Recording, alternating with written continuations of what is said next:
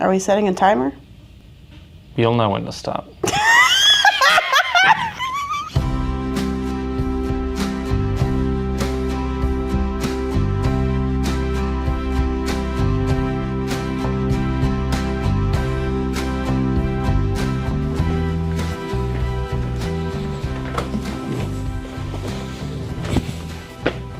Do you know why I brought you here today? To the chapel? No, I'm usually only in here for funerals. Ooh, that's dark. Kind of. So today's episode is about the phrase, God doesn't give you more than you can handle. Okay. Which we'll debunk. We'll break it down a little bit. I like that idea.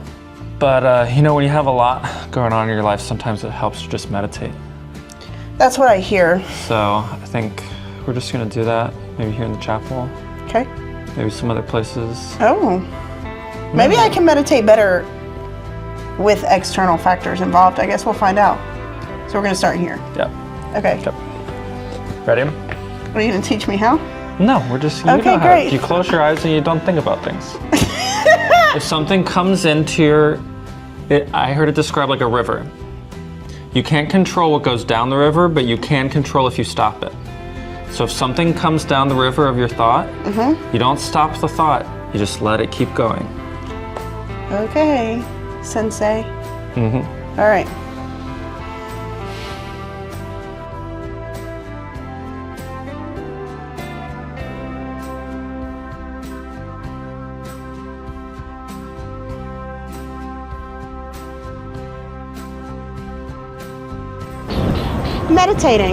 Meditating. I don't have anything more than that. I wonder if we could just smile.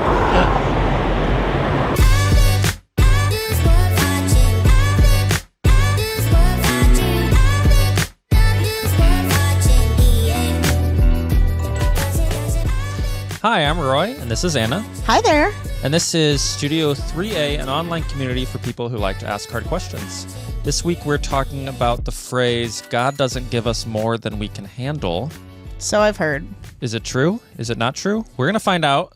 What do you think? Leave a comment, leave a question. We'll chat with you. If you're watching live, we'll chat with you live. If not, we'll follow up later and chat with you if you leave a comment. Catch you later. Catch you later. What do you got for us? Okay. I am so excited about this. Okay. I want to introduce you to some friends of mine. They are called the Vanderpump Rules cast. So, just for context. My boyfriend is so happy at this exact moment. I know. It's going to be great. Yeah. So, for context, Kyler and I never watched Vanderpump Rules. Kyler, my husband, all the way through. Yeah. And so, I decided that I wanted to get into the Bravo TV world, and I fell in love with most of this group of humans. But I started later, so I can only name like a quarter of those people. Okay, that's great. Well, then I'm going to tell you something that you may or may not know. Against my will. To be clear, it was against my will. And you're still enjoying it. I am. So I want to introduce you to two people. Their names are Katie Maloney and Tom Schwartz. Correct. I do kind of know what's happening these days with the two of them, but I'm in season 8 right now. Oh, so they're you married don't- and together. Oh, they're married and together. Yeah, that's definitely what happens. Don't spoil it. They're married and together. And Tom Schwartz just feels all the things. And so when I said, how can we talk about the phrase, God doesn't give you more than you can handle? We watched this episode last night. See, I Tom haven't seen this episode. gets a lizard and names it Dog Why? because he's Schwartz. Okay. And Schwartz just loves, he just loves anything. He loves humans. He loves his best friend, Tom Sandoval. He loves this lizard named Dog. Okay. So he has Dog. He set up his little cage for him and everything. And I think it's a tank. I don't think it's a cage. I think you're probably right. But 3 weeks in, Dog dies. Oh, gosh. And they hold a funeral for him? He was alive for 3 weeks? Yes. Because Tom Schwartz loved him so much. I just feel for people who have that many emotions. I haven't experienced that many emotions in the last week. Yeah, and so you can see at his memorial, they are at a pool, and if we can see the next picture, they are pouring one out for Dog. Is it a public pool? Why do they need them in brown bags? I have no idea any answers to these questions. But my question to you is, do you think God gave Tom Schwartz more than he could handle? I think life is a little difficult for Tom Schwartz. I mean, right now, his hair is dyed blonde. Oh. Why? No one knows. No one knows. Just because he's trying to get a handle of things, I think. Yeah. And so when I think about this phrase, right, getting a handle on things, people try to give you this phrase to say, like, you've got a handle on things. Yeah, I don't... Have you ever been to the point where you're like, I'm going to dye my hair just to do it? No. I'm going to cut my hair off. I think Tom Schwartz probably has more than he can handle. Yeah. And God probably didn't put him there. I don't think that... I just don't believe in a God that kills dogs. Or lizards named Dog. Correct. Yeah, I agree. And I'm sorry for people who do, frankly. Me too, actually. Yeah. Yeah. Now, Mitchell's going to give us a little message on this topic. Yeah. I think I'm ready. We're going to see how much we still believe in the phrase, God doesn't give you more than you can handle, after he talks about it. I'm ready. Let's go. No Man is an Island by John Donne. No man is an island entire of itself. Every man is a piece of the continent, a part of the main. If a clod be washed away by the sea, Europe is the less. As well as if a promontory were, as well as if a manor of thy friends or of thine own were. Any man's death diminishes me, because I'm involved in mankind. And therefore never send to know for whom the bell tolls. It tolls for thee.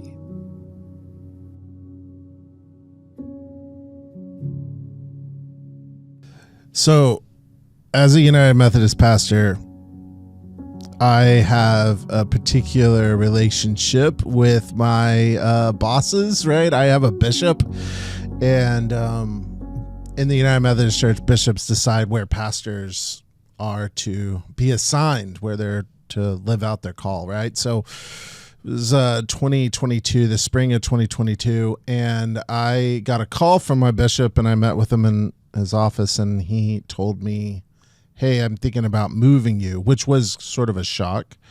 And it created some anxiety for me because I'd been at my old church for like 10 years and really loved it.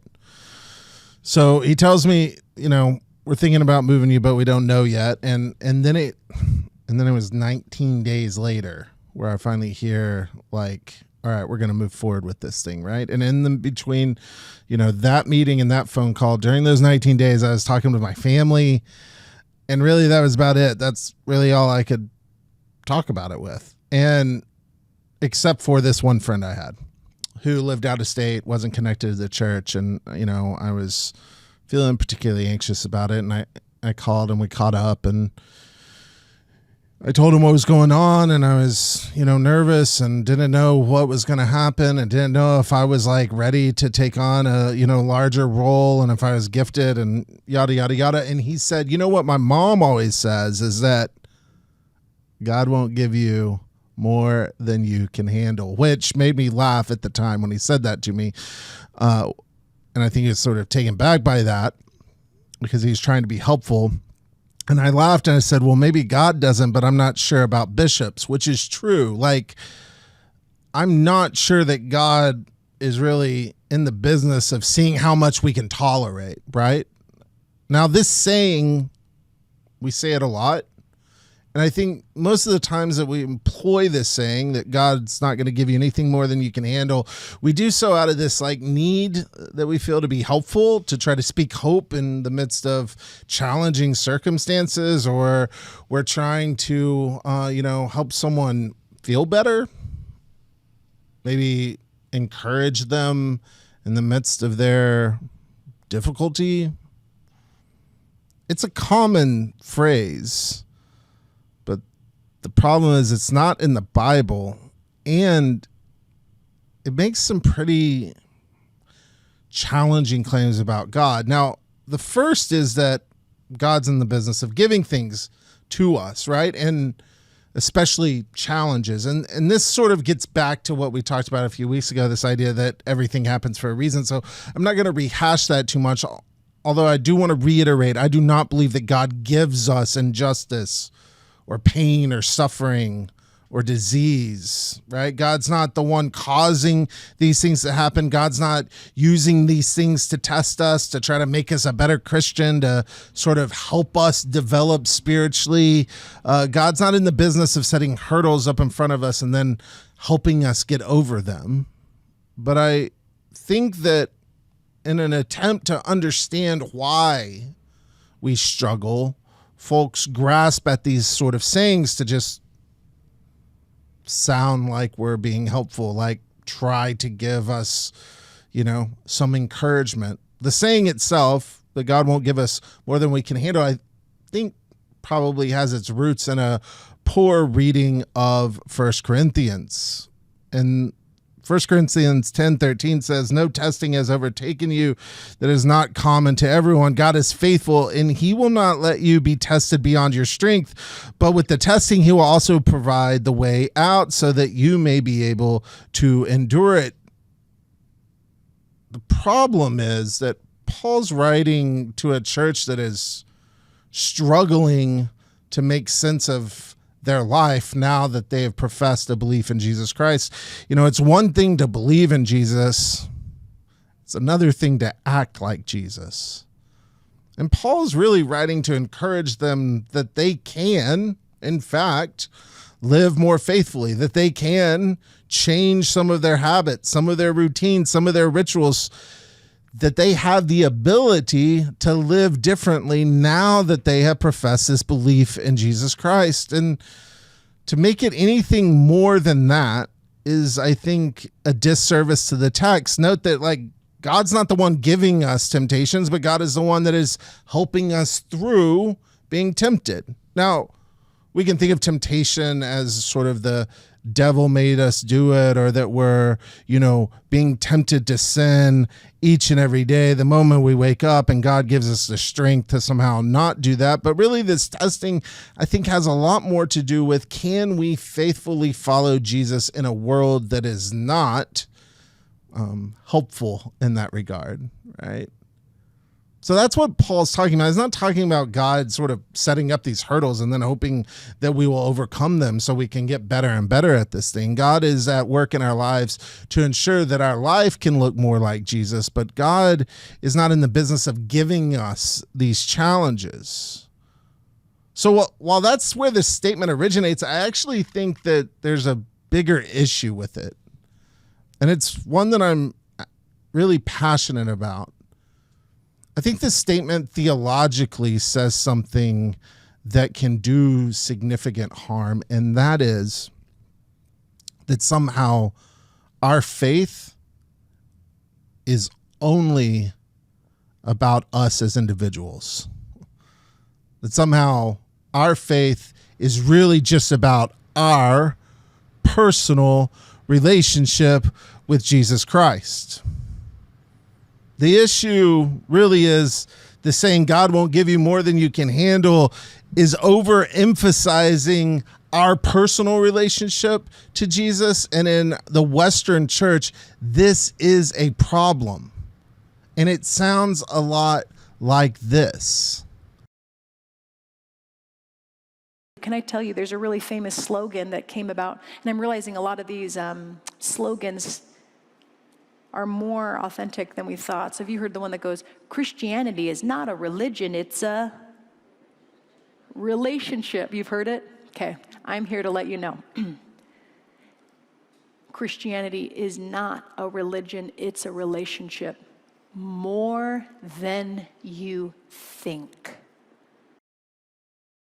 I think the saying is theologically grounded in another poor, shocking reading of Paul, and this time it's Philippians 4.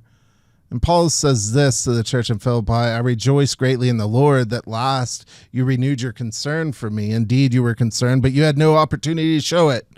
I'm not saying this because I'm in need, for I've learned, Paul says, to be content with whatever the circumstances. I know what it is to be in need, and I know what it is to have plenty. I've learned the secret of being content in any and every situation, whether well-fed or hungry, whether living in plenty or in want. We all know this, I can do all things through him who gives me strength. Pretty common. I think even folks who are outside the church, maybe that's you, and that's okay, by the way, know this sort of phrase. It shows up on t-shirts or tattoos or bumper stickers or coffee mugs. I can do all things through him who gives me strength. But Paul knows that it's really not about what he can do alone. In fact, the entire letter of Philippians is not about one's own individual ability. Paul is actually writing to this church because they have been a huge supporter of his ministry. This idea that somehow we are to handle it all on our own, by ourselves, that somehow God intends for everything that we encounter, especially the difficult things that pop up in our life, that somehow we're able to overcome them by ourselves, is the real, I think, lie about this statement. You are not meant to handle everything by yourself. You are not meant to go through life alone. You aren't supposed to deal with it all by yourself. We are given a great gift, and that's the gift of community. We are given relationships with others that help us handle whatever that looks like, those things in our life that are significant, are challenging, are difficult. You aren't supposed to do it alone. And so when we tell folks, God doesn't give you more than you can handle, we overemphasize this individual responsibility to the things that show up in our life. I remember as a chaplain, I worked at a hospital, and the phrase that God doesn't give you more than you can handle was said a lot. And it was really deflating. Someone would walk in and it would be something awful, car accident, suicide attempt, cancer diagnosis, something really challenging. And you would hear folks say this as a way to comfort those who were grieving. And the truth is, when those individuals left, you could see that there wasn't comfort coming from the phrase. There wasn't sort of hope emanating from this idea that God is giving this individual all that they need to get through it. That the challenge, I think, is that we use it to provide comfort, but ultimately we are setting people up to fail.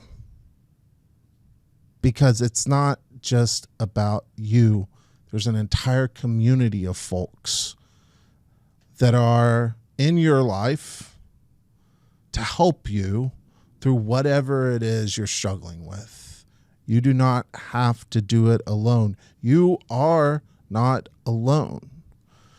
And so I think we should get rid of the phrase altogether, because I think that it is theologically inappropriate, and I think it does not provide comfort. And ultimately, I think there's something far simpler we can say to those who are in need, and that is essentially this: how can I be praying for you? How can I help?